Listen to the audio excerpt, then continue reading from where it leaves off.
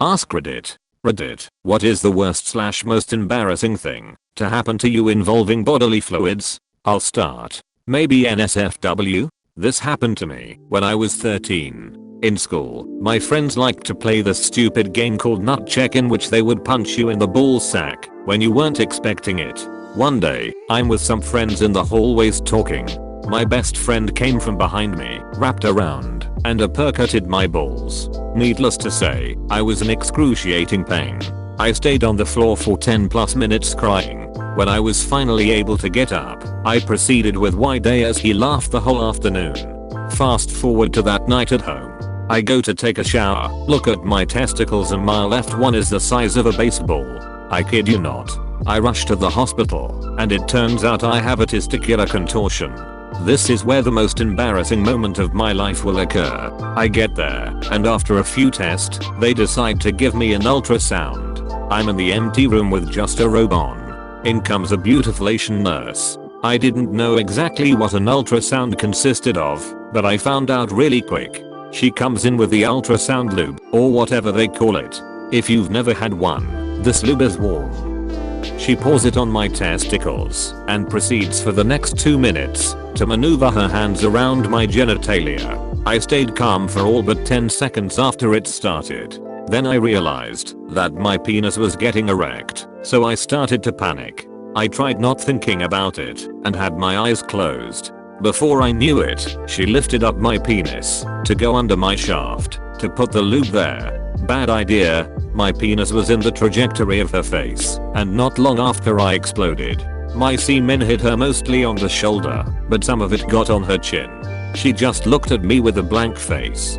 Remember, I was 13 and had never had semen come out of me, so the load was large. I literally got up, left my clothes there, grabbed my dad and ran, but naked with just the gown, to my car. Me and my dad have never spoken about it again. TL. Doctor, punched in groin. Went to hospital. Had ultrasound by hot nurse. Got too excited and exploded semen on her. A few weeks ago I noticed a lump in my scrotum and naturally went to the DRs to get it checked. He told me it was cyst and to wait the weekend to see if it got bigger or painful. During the next couple of days, it went from the size of a large olive to the size of a lemon and was hurting immensely. So after another trip to the DRs, he said to go to the emergency dep at the hospital to get it cut out because it was infected. So I checked into the ED and had a plethora of nurses, doctors, surgeons, med students, and nearly every man and his dog coming to gawk at this massive growth in my beanbag. I got hooked up to a drip ready for surgery the next morning when a group of young trainee nurses, about 9 or 10 of them, with some senior nurses, came to have a look at it. Now mind you, my junk was exposed the whole time because the cyst made it tough to cover up, and they were all looking and trying to hide their smiles. I have piercings in my scrot which didn't help. I could hear people giggling outside of my room the entire afternoon, so I got used to the sly smirks and whatnot. Anyway, these nurses were all gathered closely around my nethers looking and prodding, while one of the senior nurses made some jilted speech about the dangers of injecting drugs into your crotch. I didn't do that, but the DRs wouldn't believe me. One of the younger, prettier nurses was jabbing the cyst with her finger to feel how hard it was, and I'm sure you can guess what happened next. It was like a hand grenade went off in her face. The ducking thing exploded in a shower of brown and yellow pus all over her face and sprayed the other young ladies standing next to her. And the stench. If you could imagine eating 3 square meals of cat crap, yakking it up, and mixing in Neanderthal hair, and making a fire out of the concoction, you might have an idea of how bad it was. The look on this girl's face will haunt me for the rest of my days. She stood there, pus dripping out of her open mouth and eyes clenched as rivulets of Satan's ooze ran down her delicate face. But damn if she wasn't the strongest person I've ever seen. She calmly opened her eyes, turned and walked out of the room to go clean herself off. By this time there were hysterics as the other nurses covered in gunk realized just what the duck had happened. They ran around grabbing towels and screeching while the senior nurses laughed their butts off. They literally had to sit down because they lost their breath from laughing so hard.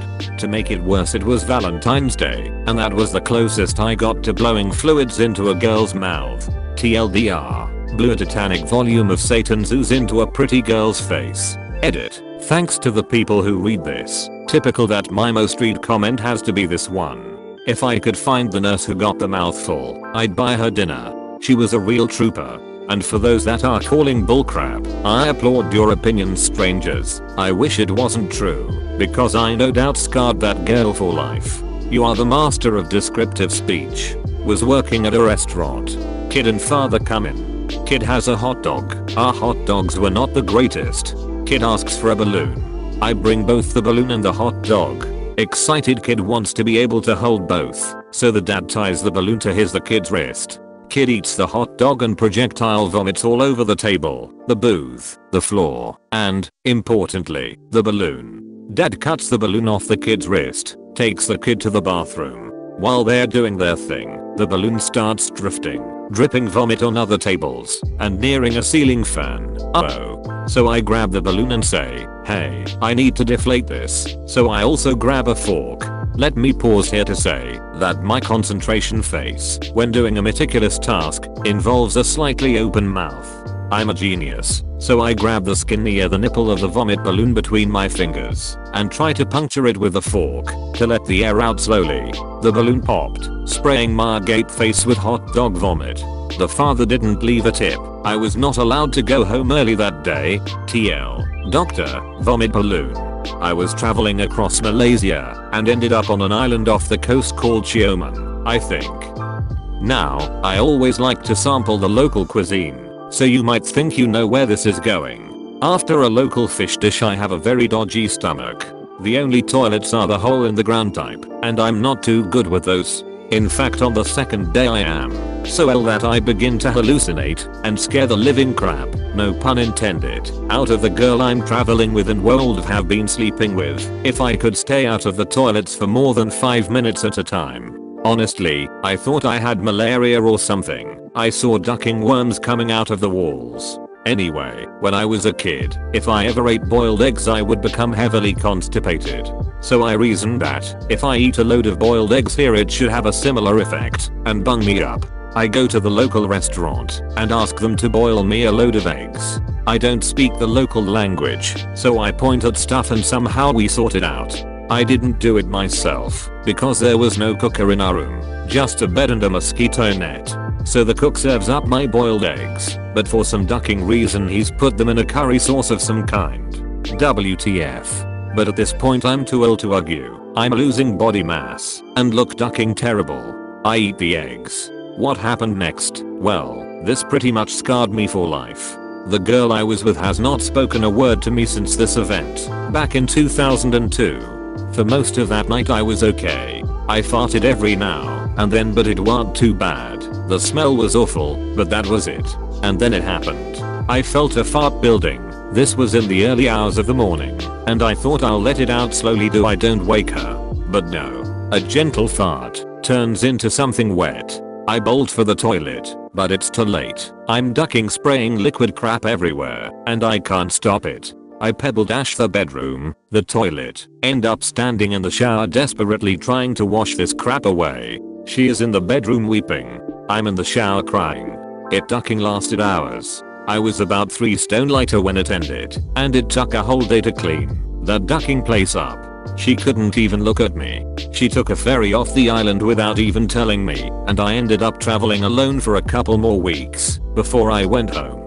Crap happens, I guess. I was at my then girlfriend's place which she shared with her sister. My GF and I had just finished having a 6, and I had finished inside of her. As she was heading to the washroom to do whatever she did after 6, my semen came out of her onto the floor.